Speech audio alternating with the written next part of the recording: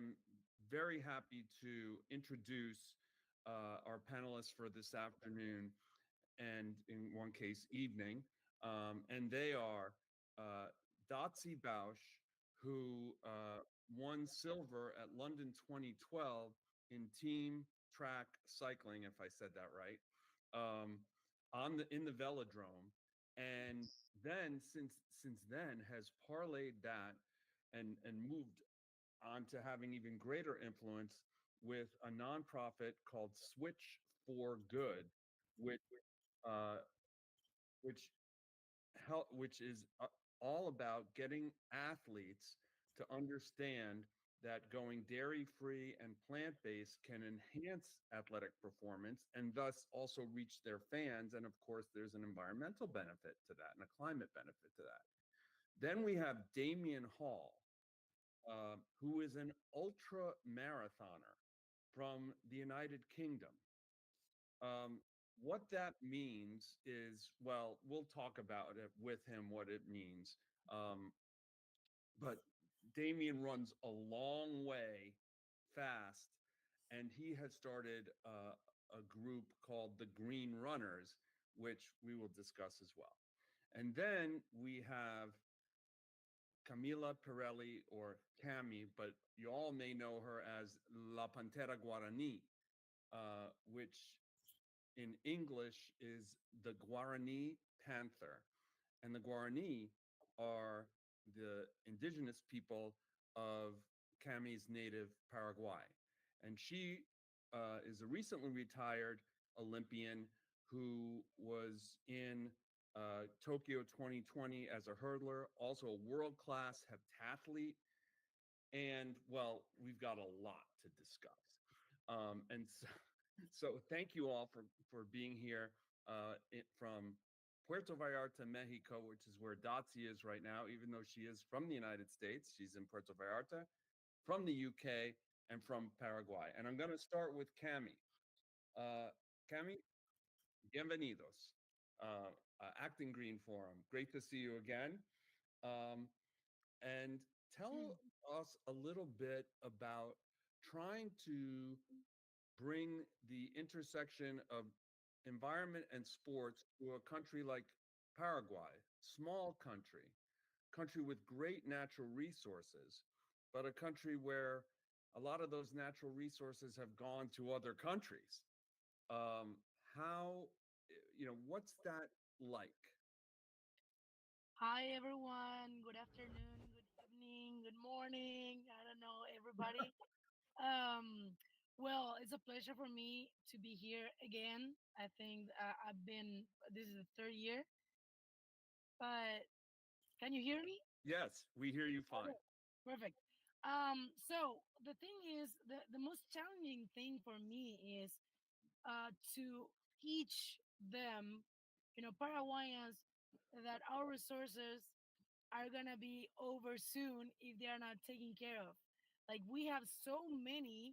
Like I would, I will risk and say that probably Asuncion is the most green capital city in the world, or one of the most, because being a capital city usually is more, buildings, yeah, less nature, even wild animals. We are surrounded by, nature, and we think that it's not going to be over. So the thing I always try to do, besides talking to the kids, which, is the next generation, is to copy what our indigenous people do to take care of our resources. So we study them, we ask them if we can, because some of the tribes, you can't really get in contact with, but we have all organizations that have their own tribe inside their parks, and they take care of them. But with sometimes social media, especially in our South American countries, the most, like, the good things are not the ones that are um, spread the most. Usually, when something bad happen, is the one that is gonna get to other countries. It's gonna go viral. But good things are not always going viral. So that's what we try to do with this platform called social media.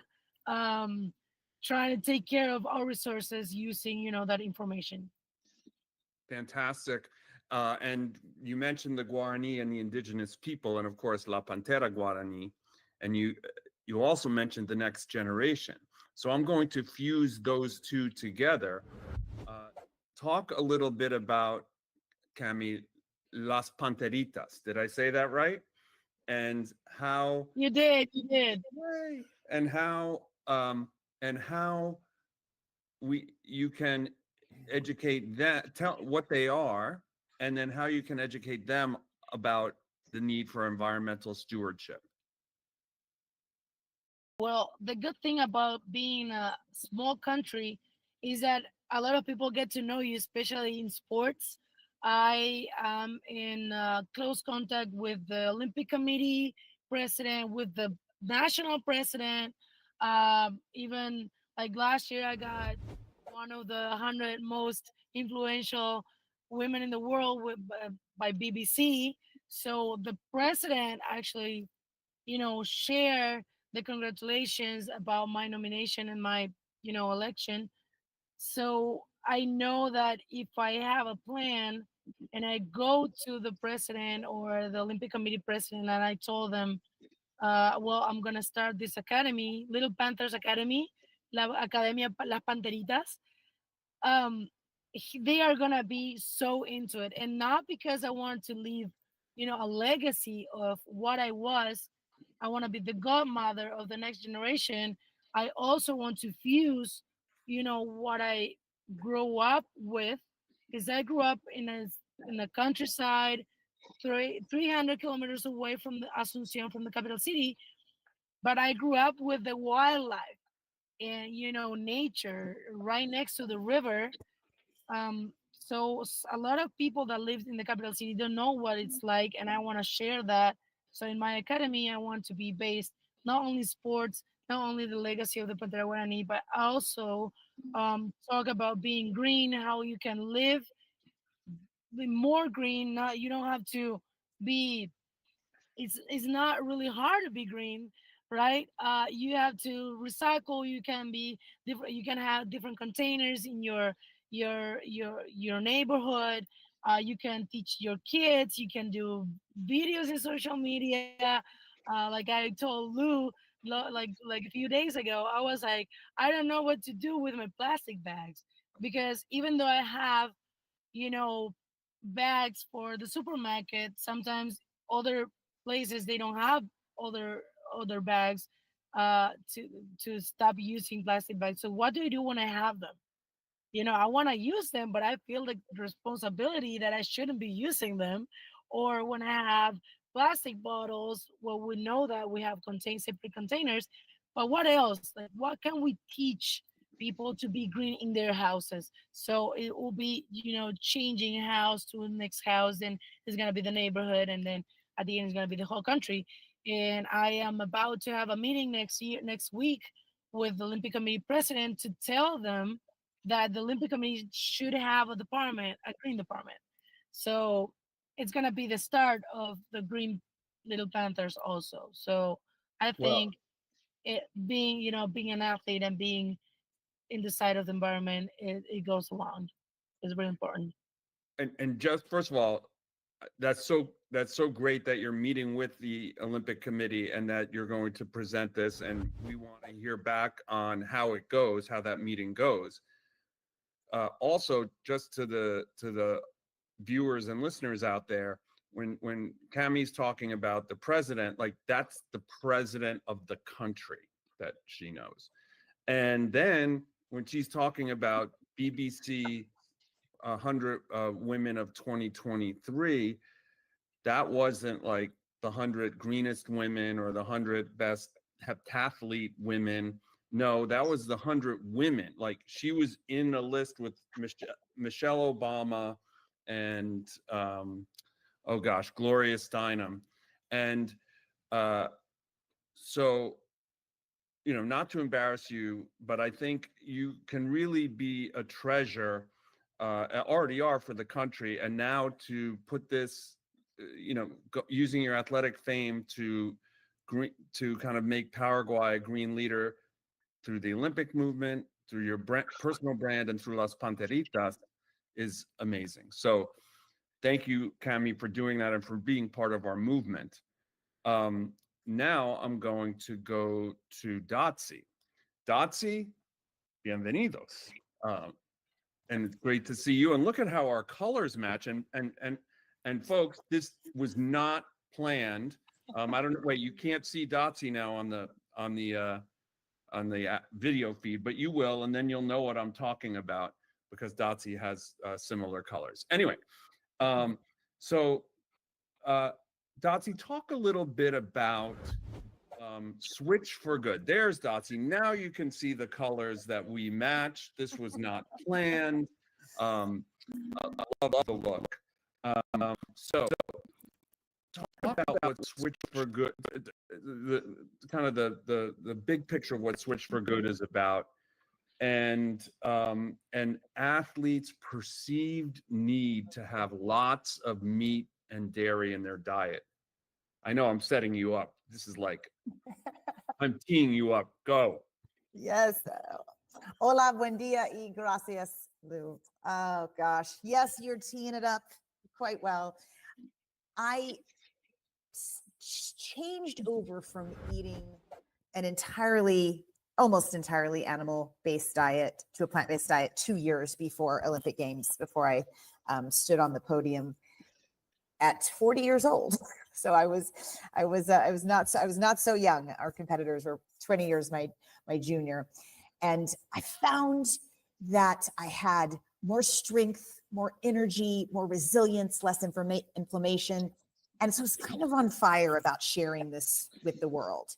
I had no idea at the time the impact that animal agriculture has on our planet. Like, it wasn't even on my radar. I just learned to eat this way. I felt better. I was stronger, and I was able to win a medal at, when most athletes have already hung it up.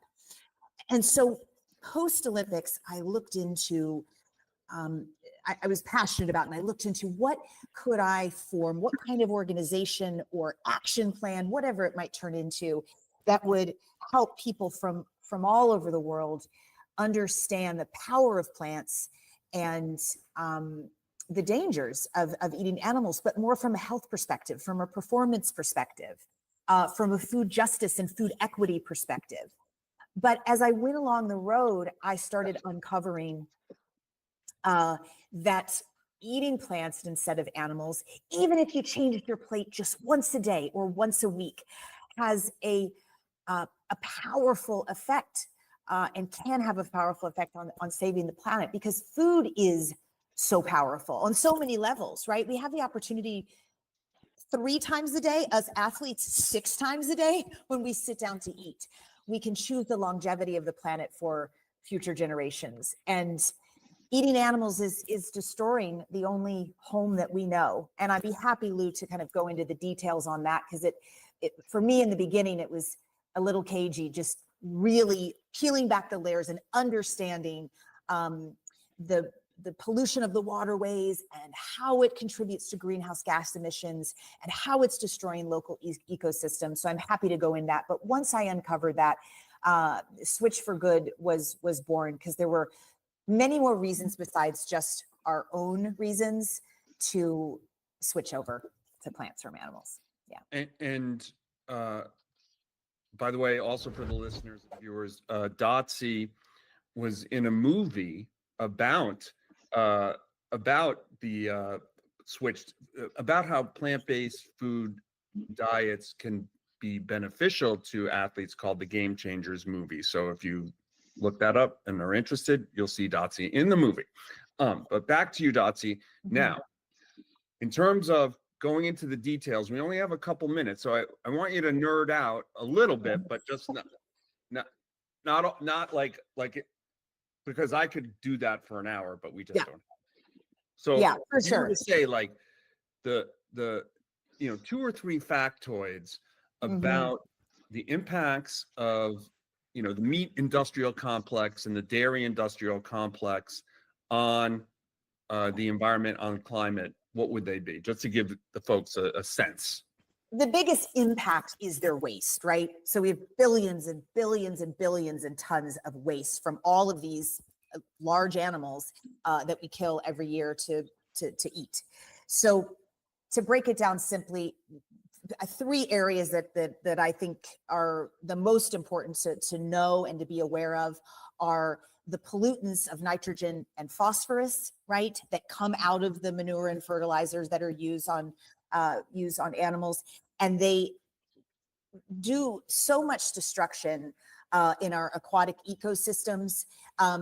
The eutrophication of the algal blooms in our water completely depletes the oxygen, disrupts drinking water supplies, nitrogen contamination. It gets worse and worse.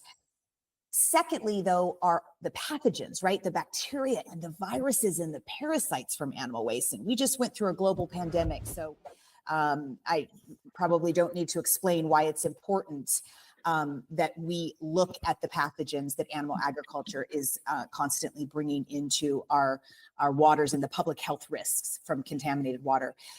Third, and maybe the most important for humans, is the antibiotics, the medications that are used in livestock to promote growth or prevent disease in them. And even if you buy, as local as you probably can, these medications are used in livestock, not always hormones, but definitely antibiotics. And there was a study published in the Lancet pretty recently that if current trends continue, more than 39 million people could die from antibiotic resistant infections between 2025 and 2030.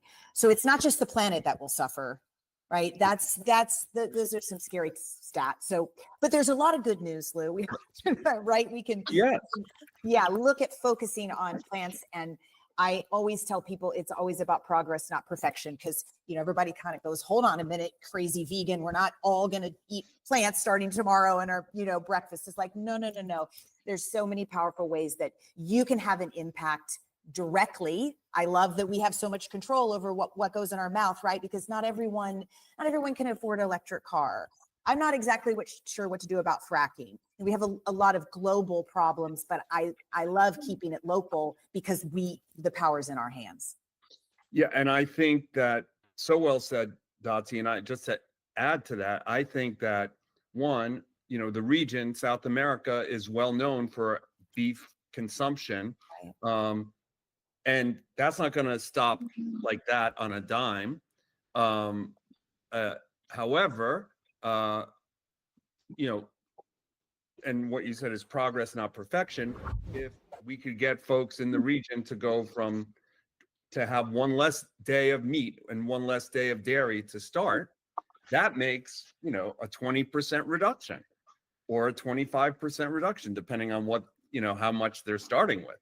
And then you may find it's pretty good. I feel better. I'll take another day off that. And if you do that at scale, then we're talking. And we will talk more. And I think we may have lost Cami. I think she had to, or is she still there? She's still there. Oh, she's still there. Okay. So now we go to Damian. Damian, welcome. Welcome to the Acting Green Forum, and it's great to talk to you. And thank you for staying up. Well, it's not that late, but still, it's nighttime where you are. So, first of all, I gotta ask, ultra marathon. Just quick definition and what's it like to run 250 miles over a couple of days? Thank you, Lou. Can you hear me? Yes. Yes, great. Thank you for the introduction. And I'm a bit envious of how warm it looks everywhere else. It's 0 degrees centigrade here in the UK. But also I'm massively honored to be talking to everyone there. I've spent over a year in Latin American countries a few decades ago now, but yeah, had wonderful experiences over there. Ultra marathons are any running distance, running race above the marathon. So a lot of them are 50 miles or 100 miles, maybe 200 miles. There's one that's 3,000 miles. But I haven't done that one yet. It's in New York. It goes around the same block in New York. I'm not so excited about that one. But Good Lord. Yeah, I only discovered the sport fairly recently, well, 10 or 11 years ago, but represented Great Britain a few years ago. But it's been, you're probably going to ask me this in a minute, but it's been, I can see the landscapes changing as I've been in the sport, and we're seeing the extreme weather, we're seeing the heat, the wildfires, not so much wildfires in Britain, we get more of the floods, but we've seen these floods in Spain recently, in the United States in the south, this extreme weather coming. There was an ultra marathon in China about 4 years ago now, and over 20 people died in it because of extreme weather. Races are being cancelled. People aren't running because of heat, air pollution. So it's happening right in front of us. Glaciers are shrinking, well-known glaciers in the Chamonix Valley in France, where we have one of our biggest races. So we're seeing this stuff happening right in front of us. Yeah, which is really sad. It is very sad, and yet you didn't just sit around, because you don't sit around. You run like, and I have to brag on Damian here. He won the Spine race, which is a 268 mile, I don't know what that is in kilometers, but it's a lot. 268 mile race up the spine of England, like going north towards Scotland. And he won that in what, 4+ days, 268 miles. There's a couple, I think it's a year or two ago. So congrats on that. But aside from that, you also started a group called the Green Runners, and also wrote a book about this topic. So talk about both. Thank you, Lou. Yeah, I realized one or two other runners, sort of elite ultra marathon runners, were as concerned as I was. This is probably late 2019.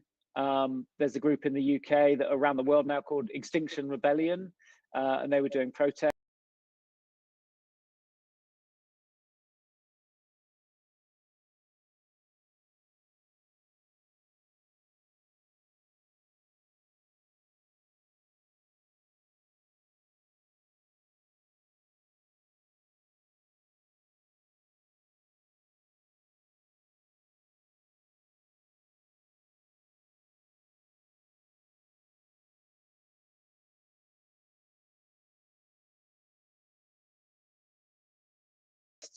Trying to get as many people as possible, because then we can have more info to people and say, look, our members think this, you know, about your race or about your company. You know, perhaps things could be better. But we've co-organized a couple of massive relay runs down the country, which have got a lot of attention in the media. We've campaigned against sports washing. We've got one race to sort of change its name. They had a high carbon sponsor in the name of the race, which we were really opposed to. And then we've done lots of, I guess, what you might call sort of smaller, more localized things in running clubs, just trying to make things greener, but then also just empowering individuals as well. You know, each member who joins has to make a pledge on our 4 pillars: how you move, as in how you travel; how you kit up, so your kit, which we know can be a real problem; how you fuel. So we're not. I'm vegan as well, like Dotsie, and I've been that way for 3 years and just absolutely love it. Found no sort of deterioration of performance because of that. Probably even feel better. But no one don't have to be vegan. You know, you just make a pledge on one of those pillars. And the 4th one is how you speak up. And I think actually that's the most important. We've got our own individual footprints that most of us can improve a little bit, but really it's about trying to affect bigger change. And that might be joining in collective action, or just speaking up. It might be speaking to friends. It might be speaking on social media. It might be speaking to your local running club, your local race. But yeah, speaking about things is, I think, the most powerful thing we can do at the moment.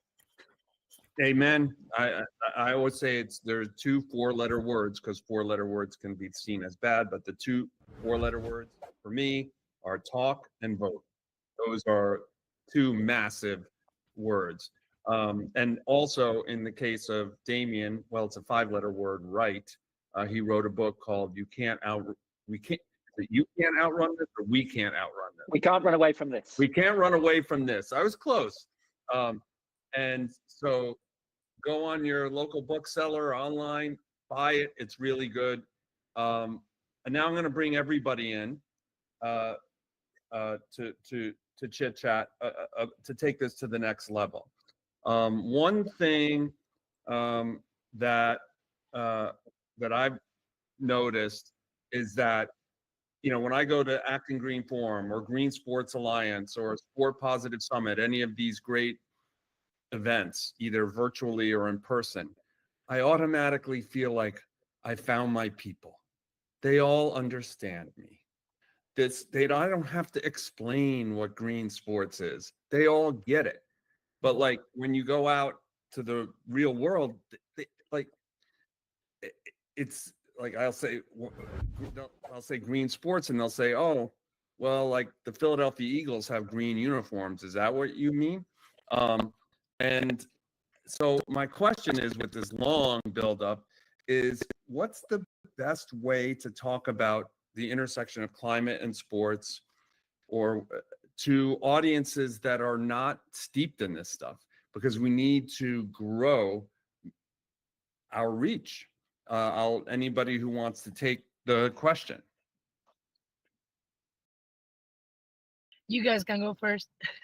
Well, I mean, I think, Lou, it's got to start with positivity, right? And helping people to understand the opportunity, and that no one's taking anything away from them, or we're not, pitching to take anything away from them. And in the, sort of the swim lane that I work in with food, I try to share really hopeful statistics that people go, oh, wow, I could do that.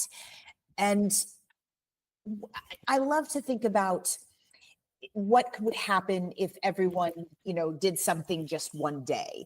And in the United States, where we have about 370 million people, if everyone just skipped eating meat or cheese just one day per week, not every day, it would be the equivalent of eliminating 91 billion miles driven, which is just staggering. That's mind-boggling. Right? We think about, when you think about our car all the time, and oh gosh, I'm filling it with gas, and or taking 7.6 million cars off the road. These are things people can relate to, right? Because a lot of people drive a car, take some kind of transportation. And so keeping it simple to some degree and keeping it positive, and then just thinking about if I want to just make one step and I just want to do it one day a week, what might that look like? Do I want to just have one meal a day or one meal a week that doesn't have any meat in it, or doesn't maybe have any dairy? The dairy industry is wildly water intensive. And the stat that just blew me away and still does to this day, and I just can't even, it's just staggering, that it takes 1,000 gallons of water to make 1 gallon of milk. And that's all the embedded water the cows are drinking, that they're cleaning them off with, and it's just like, what are we doing when it takes like less than a gallon of water to make 1 gallon of soy milk? And you have you've got the exact same macronutrients, same protein, little bit less fat, same carbohydrates. So things like that, where people go, oh, wow, I could just switch that out. And look what you're saving, a gigantic amount of water. So staying positive and staying incremental with people, so it doesn't feel, overwhelming. I'm sold. Good. Okay. Like, no more twos for you, Luke. No, kidding. Good job, Dotsie. Anybody else on that one? Yeah, I think usually you've got to try and kind of meet people where they are in terms of their interests. I mean, a more general example might be a grandparent who might, read a certain paper or vote a certain way that might not be sympathetic towards this side of things. But actually, if you tell them how it might affect their grandchildren, they might start paying attention. One thing that I think should work over here is that there was a good study on football stadiums in the UK, and football's huge here as it is Latin America. And I was just trying to find the exact stats as I was listening there. But I think it's something like a quarter of our Premier League stadiums will be regularly flooded in a couple of decades if things don't change. And we're having problems now. Stadiums are getting flooded. I know I've got my local rugby pitch it was flooded all winter last winter. Like there was no game on it for 3 months, I think. So pointing out how it affects people, sometimes the sort of polar bear, seeing a polar bear struggling is upsetting, but not really. We can't really relate it to our lives. There's no polar bears on my street, but there is football. People are into football, and that's partly why sport is so powerful, because so many people are interested in sport, and even if they're not on a daily basis, when the World Cup comes around or the Olympic Games, it's absolutely, I can't think of a bigger global thing that gets people interested. So sport is at the forefront of climate change in terms of it being affected, but it should be the leader of getting things changed as well. Cami? Yeah, I mean, both are basically what I was thinking, because you have to show them the bigger picture, right? Like Dotsie said, and with being positive, but at the same time, show them what happened, what can happen if we don't follow, like Damian said, right? So basically, when we talk about when we have it, we don't see it. We don't see what's the worst picture. But if we tell them or we show them, okay, in this country 10 years ago, it looked like Asuncion, but now it looks like this. So if you show them the good part and the bad part, then people are gonna identify themselves, because like Damien said, some people maybe they don't care about polar bears because they don't have it. But then in my country, we have the jaguarete, which is our main animal. And when we show them, the kids, when we show people how they are dying, instead of showing, I don't know, a lion, for example, that we don't have, then they're going to identify the story of what is going on with hunting, or with the fires, the wildfires that happened like 2 months ago. We couldn't even practice. We couldn't go outside to go bike, to go run. The kids didn't go to school because of a wildfire that happened in Bolivia, not even here in our country. So that's when people were like, oh, so now they're talking, now it's real. But it had to happen. That had to happen. So they realized what's going on in our country, in our world. Because that wildfire started because something is not right with the human. Humans are not taking care of our nature, of our resources. Amen on all. And as you guys were talking, like I could just get all inspired and stuff. What you all bring to the table are these incredible stories, incredible knowledge, great points of view, and the kind of the platform of being an athlete. I think where the opportunity is that we haven't yet leveraged, but that is a hopeful sign because there's the opportunity, is like I look at this green sports as like a 5-legged stool, right?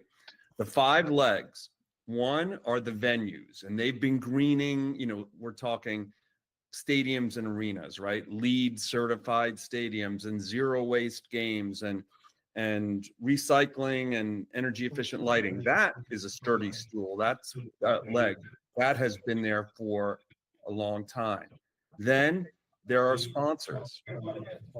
Too much greenwashing, green sports washing, but there are sponsors that are greener that could be invited to the table. That's 2. 3 are you guys, athletes. 4 are the leagues, but the 5th, and the one that we haven't leveraged yet, because you guys, the athletes, we have the stories. We need the media to tell them. We need the sports media, who all talk about, or a lot of them talk about how green they are. But we need these stories to be amplified during high leverage, high viewership events like the Olympics, like the World Cup, like the Super Bowl. And now I'm going up off of time over time, but I just had to get that off my chest. So you guys have the message. Now we as eco-athletes, as an organization, and others in this space need to push the media, big media, to cover this.